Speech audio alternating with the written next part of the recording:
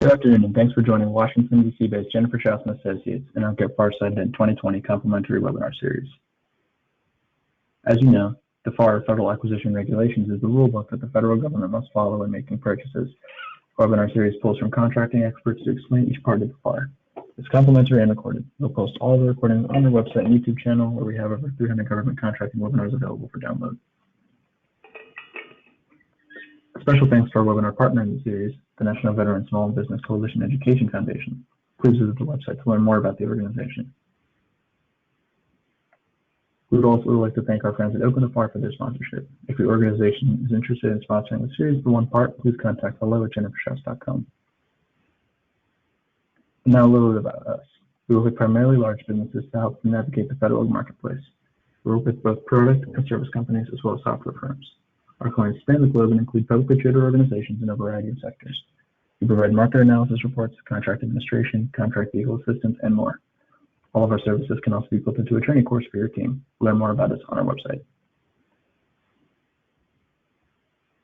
And now we would like to let you know about some ways to reach government contractors and the government through us. We offer advertising and sponsorship opportunities through our weekly newsletter and also in our webinar series. For pricing or to place an order, please email us at hello@jenniferschaus.com. Also, please join us on Tuesday, June 23rd for our virtual Hot Topics and GovCon virtual conference. This is a remote conference. Please use the link you see on screen to register. You can also visit the event section on our website to register. During this conference, we will take your live questions, and the PowerPoint and the webinar will only be available to those who register for the conference. We really hope to see you there. Now let's move on to learn a bit about today's speaker, Sandy Levy. You can find her contact information here. And today we're covering FAR Part 26 with Sandra. Sandy, thank you so much for joining us today. We really thank you for your participation in the series. The floor is now yours. Please let me know when you're ready for your next slide. Okay. Well, welcome everyone. Thank you for joining today. I am Sandy Levy. I'm the Vice President of Contracts for Chiniga Mayos. Chiniga Mayos is a subsidiary as a strategic business unit of Chiniga Corporation, and Mayos standing for Military Intelligence Operations and Support. I am the leader of our contracts department and have been in the contract industry in the federal government contract industry for over 30 years. I welcome everybody today again, and we're going to dive right into FAR Part 26, other socioeconomic programs. Folks may have heard of these types of programs, certainly as it concerns in helping disadvantaged businesses work with the government. In this particular series, we're going to talk specifically about Indian-owned and Indian economic enterprises and what all that entails. Next slide. So here's our agenda for today.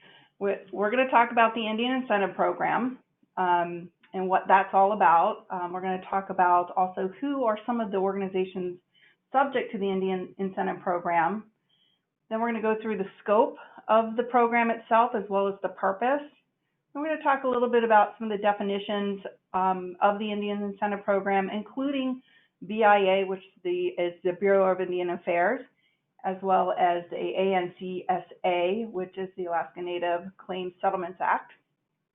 And then we're going to get into the Indian Incentive Program policy, some of the program procedures, as well as the contract clauses.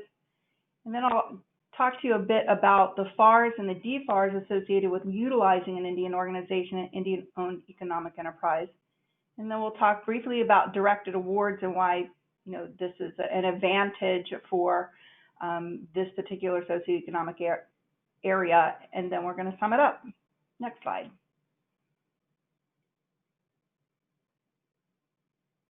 Okay, so what is the Indian Incentive Program? Essentially, the Indian Incentive Program provides business opportunity to Native American organizations, which include Alaska Natives as well as Native Hawaiians. Next slide.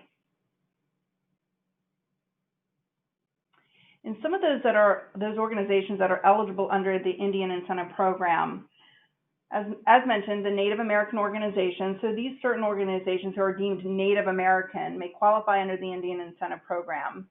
Some of those organizations include the Indian organizations, Indian-owned economic enterprises, Alaska Native corporations, and Hawaiian small business concerns, and that's how they're defined in the FAR. Indian organizations include, just to name some, there's many, but just to name some, Cherokee, Sioux Nation, Navajo, Choctaw, Chippewa tribes, again, among others.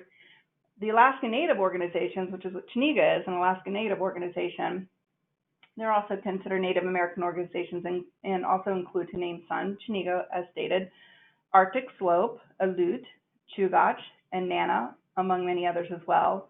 And then there's the Native Hawaiian Small Business Concern, who also qualify under the Indian Incentive Program. Under the Alaska Native organizations, there are two types of Alaska Native organizations, or what we call corporations. There's a village and there's regional. There are 13 regional corporations. Arctic Slope and Chugach, for example, are considered regional organizations. And then there are over 200 village corporations, and Chiniga is a village corporation. Shareholders of the village corporations are also deemed members of the regional corporations in which their villages reside. Next slide, please. Okay, so the scope of the Indian Incentive Program.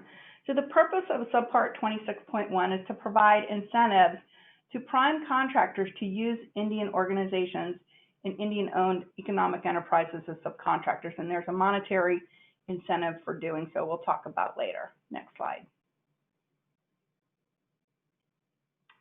So why did the U.S. government implement Subpart 26.1? For a couple of big reasons. One, to level the playing field for certain disadvantaged organizations, very akin to other socioeconomic statuses, such as historically Black universities and women-owned businesses and African-American-owned businesses and hub-zoned businesses, or veteran-owned or veteran-disabled, very akin to that. Also, to provide Native American organizations a competitive opportunity where otherwise they would be disadvantaged in the marketplace selling to the U.S. government. Next slide. So who are deemed as Indian and who are Indian organizations? So these definitions come straight from the FAR. Indian means any person who is a member of any Indian tribe, band, group, pueblo, or community that is recognized by the federal government as eligible for service from the Bureau of Indian Affairs, BIA, and I'll talk a bit more about BIA in a bit, in accordance with 25 U.S.C. 1452C. And any native, as defined in the Alaska Native Claims Settlements Act under 42 U.S.C. 1601, and I'll talk a bit more about the Alaska Native Claims Settlement Act too. Indian organizations means the governing body of any Indian tribe or entity established or recognized by the governing body of an Indian tribe for the purposes of 25 U.S.C. Chapter 17. And then Indian tribe means any Indian tribe, band, pueblo, or community, including native villages and native groups, and this includes corporations organized by Kenai, Juneau, Sitka, and Kodiak, as defined in the Alaska Native Claims Settlement Act, that is recognized by the federal government as eligible for services from BIA in accordance with 25 U.S.C. 1452C. Next slide. So what is the Bureau of Indian Affairs? So the Bureau of Indian Affairs, BIA, is part of the Department of Interior. They were created a long time ago. They were created in 1824 for the purposes of representing Indian tribes and Alaska Native villages and their respective relationships with the U.S. government. The BIA's mission is to enhance the quality of life, to promote economic opportunity, and to carry out the responsibility to protect and improve the trust assets of American Indians, Indian tribes, and Alaska Natives. And I've given you a link to their website where you can find this information. Next slide. So what's the Alaska Native Claims Settlement Act? Well, in 1971, President Nixon signed in the ANCSA. And at the time, the ANCSA was deemed to be the largest land settlement act signed into law in U.S. history. The purpose of the act was to stimulate economic development throughout Alaska and resolve long-standing issues surrounding Aboriginal land claims in Alaska. the ANCSA transferred titles of 12 Alaskan Native regional corporations and over 200 local village corporations. The 13th, when I said earlier there's 13 regional, here's the 13th. The 13th regional corporation was later formed for Alaska Natives who no longer lived in Alaska. So they're still eligible, even if they're not in Alaska. And the ANCSA was codified as 43 U.S.C. 1601. And I've given you a link where you can find additional information about the ANCSA. Next slide. So the policy around the Indian Incentive Program. Indian organizations and Indian-owned economic enterprises will have the maximum practical opportunity to participate in performing contracts awarded by federal agencies. To fulfill this requirement, the Indian Incentive Program allows an incentive payment equal to 5% of the amount paid to a subcontractor in performing the contract. So there's that monetary incentive I was mentioning earlier.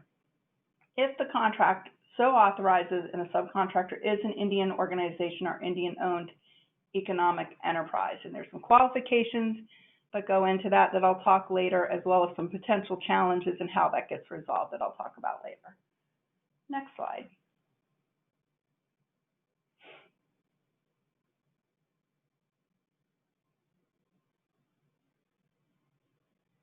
Okay, so there we go. Alrighty, so procedures around the Indian Incentive Program.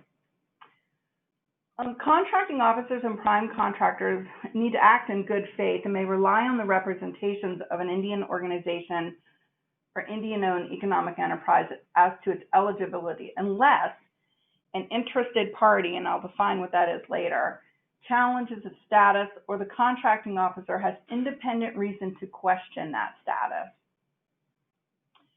In the event of a challenge to the representation of a subcontractor being an Indian-owned Indian economic enterprise, the contracting officer must refer that matter to the BIA, and then the BIA will then determine eligibility, and there's a process behind that as well. Firstly, the BIA has to acknowledge receipt of the request from the contracting officer within 5 working days. And then they have an additional 45 working days to get back to the contracting officer, whereby they'll advise the contracting officer in writing of its determination. And then the contracting officer will then notify the prime contractor upon receipt of the challenge. And in order to be timely, a challenge must be in writing, must identify the basis for the challenge, has to provide detailed support of the claim, and really important here, must be filed and received by the contracting officer prior to the award of the subcontract in question. Next slide. Some more on procedures. If the notification of a challenge is received by the prime contractor prior to the award, it has to withhold that award of the subcontract pending the determination of it by BIA. There's an exception to that rule. Unless the prime contractor determines and the contracting officer agrees, so you have to get agreement with the contracting officer, that the award must still be made in order to permit timely performance of the prime contract. Challenges received after award of the subcontract shall be referred to BIA. It has to go to the BIA, then the BIA still has to do their determination, and the determination shall have the prospective application only. If the BIA determination is not received within the prescribed time period, the contracting officer and the prime contractor may rely on the representation of the subcontractor. And I asterisk this and highlight it, simply to say it's really essential to obtain certs and reps from all your subcontractors. It's that certs and reps that will help you and your reliance upon that rep from the subcontractor. You'll have it in writing, you'll have it in your file, and you'll be able to produce it at a time of audit as necessary. And then, subject to the terms and conditions of the contract and availability of funds, contracting officers must then authorize an incentive payment of 5% of the amount paid to the subcontractor. And contracting officers have to seek funding in accordance with their agency procedures before they can make that authorization. Next slide.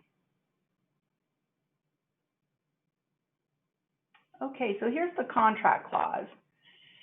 Contracting officers in civilian agencies can insert Clause 52-226(1), which is the FAR clause, utilization of Indian organizations and Indian-owned economic enterprises in solicitations and contracts if, in the opinion of that contracting officer, subcontracting possibilities exist for Indian organizations or Indian-owned economic enterprises, and funds are available for any increased costs as described in paragraph B2 of Clause 52-226(1). Next slide. So more on 52-226(1). The contractor must use best efforts. So once that determination is made, contractor must use best efforts to give an Indian organization and Indian-owned economic enterprises the maximum practical opportunity to participate in the subcontract it awards to the fullest extent consistent with efficient performance of its contract. The reason why I highlight best efforts is best efforts actually has a legal meaning to it, and it's been argued in the courts to mean as follows. You must go through the farthest extent possible in order to award a subcontract. If it is determined that there's opportunity here, in order to award a subcontract to an Indian organization or Indian-owned economic enterprises. So this is above and beyond the reasonable standard. And again, maximum practical opportunity. So you do have to go beyond reasonable standards to find the maximum practical opportunity to make that award. The contractor and contracting officer, then acting in good faith, again, may rely on the representation of an Indian organization or Indian-owned economic enterprise as to its eligibility, unless, again, an interested party challenges its status. And here's the definition of an interested party. Interested party means a prime contractor or an actual or prospective offeror whose direct economic interest would be affected by the award of a subcontract or by the failure to award of a subcontract. And then challenges are then referred to the BIA as previously stated in the procedures. Next slide. Okay, so more on the FAR. The contractor may request an adjustment under the Indian Incentive Program as follows: to an estimated cost of a cost type contract, to the target cost of a cost plus incentive fee prime contract, target cost and ceiling price of a fixed price incentive prime contract, and the price of a firm fixed price prime contract. And the amount of that adjustment to the prime contract, again, is 5% of the estimated cost, target cost, firm fixed price included in the subcontract initially awarded to the Indian organization or Indian-owned economic enterprise. And here's a real key part of this clause. The contractor has the burden of proof, proving the amount claimed, and must assert its request for an adjustment prior to completion of contract performance. So you're unable to make that claim after you've already performed the contract.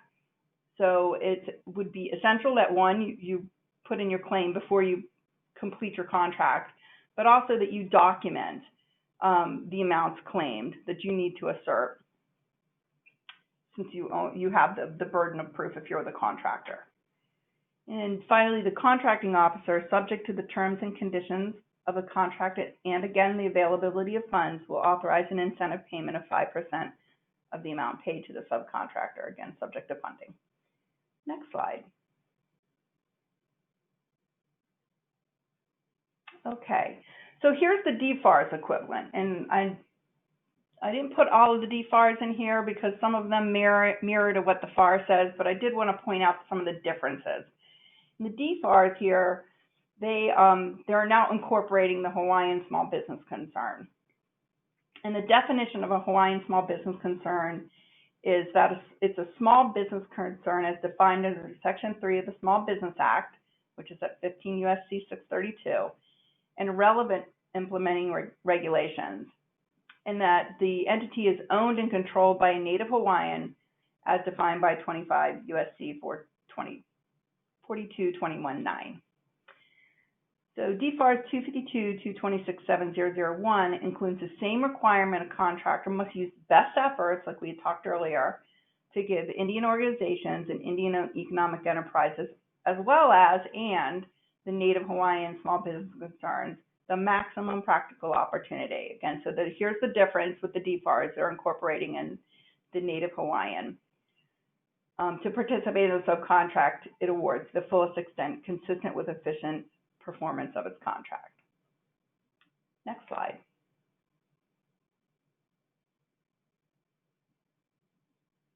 Okay, and here's another difference. So in the DFARS, it does call out the BIA address as it is with the FAR, where you would file a challenge. But for DFARS, there's a different place where you would file a challenge for a Native Hawaiian, and that would be in Honolulu with the Department of Hawaiian Homelands. And it's the Department of Hawaiian Homelands who determines the eligibility for a Native Hawaiian small business concern, and will then notify the contracting officer. Next slide.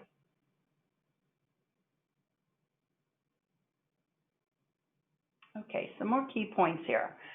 So of the DFARS, so no incentive payment will be made while a challenge is pending, or if a subcontractor is determined to be an ineligible participant.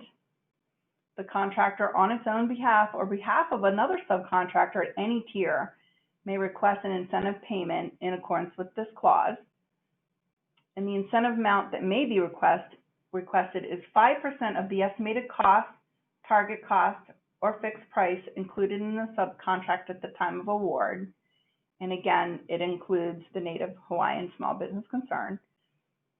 And then thirdly, in the case of the subcontract for commercial items, and this is a clause that's not in the FARS, it's in the DFARS. In the case of a subcontract for commercial items, the contractor may receive incentive payment only if the subcontracted items are produced or manufactured in whole or in part by an Indian organization, Indian-owned economic enterprise, or Native Hawaiian small business concern. Next slide. Okay, so the contractor again has the burden of proving the amount claimed and has to assert that request prior to completing contract performance. And then the contracting officer, again, subject to the terms and conditions and availability of funds, will authorize incentive payment of 5% of the estimated cost, target cost, or fixed price.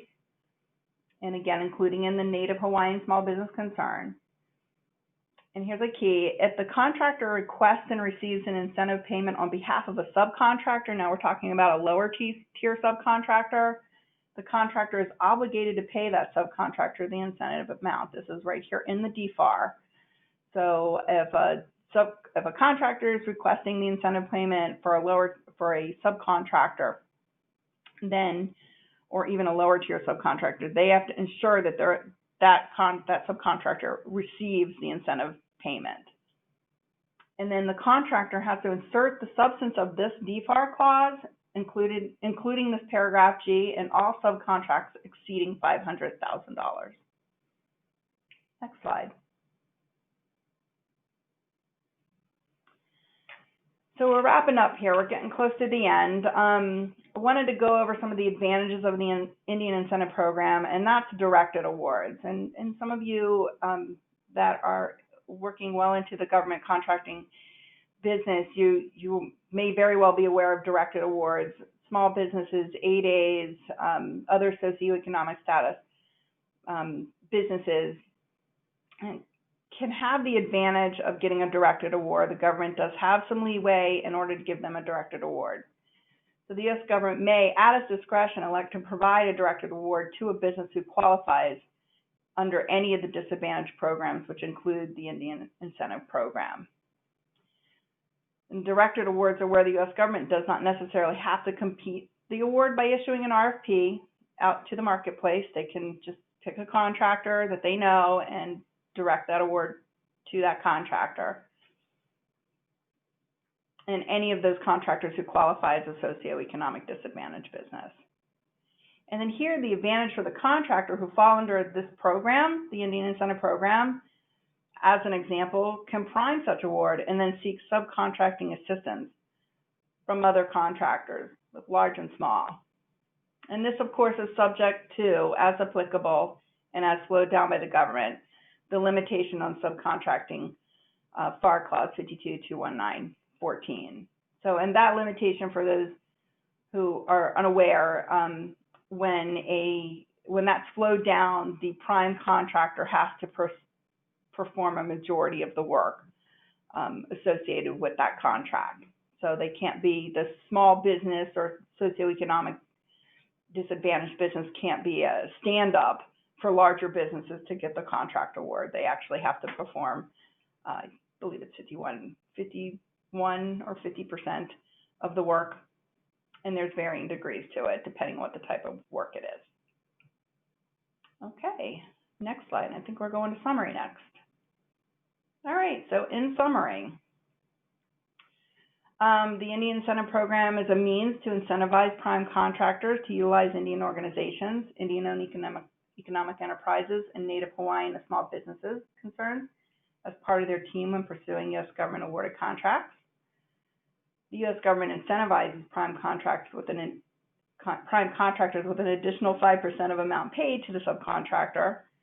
And prime contractors may proceed with awards to subcontractors wherein an interested party has protested such subcontractors' qualifications under the Indian Incentive Program, subject to the contracting officer's agreement and pending verification by BIA or the Hawaiian homeland, and provided that such award is necessary to effectuate timely delivery under the contract.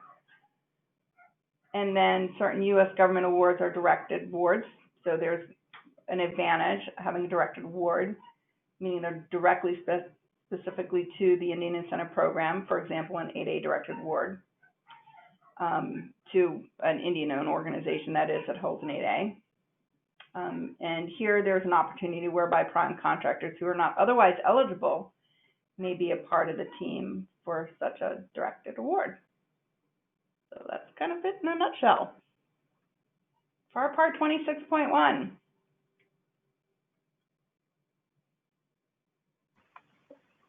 All right.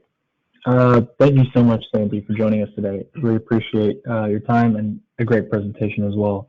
To our audience member, we thank you again for participating with us. And if you have any questions about this part, please contact our speaker with the information you see on the screen. And just another reminder to join us on Tuesday, June 23rd for a virtual Hot Topics and GovCon virtual conference. The registration link is on the screen as well as under the events page on our website. All right, and if you have any questions about federal contracts or need assistance with any of our services, please contact us directly. Thank you all again for joining us today. This concludes today's webinar.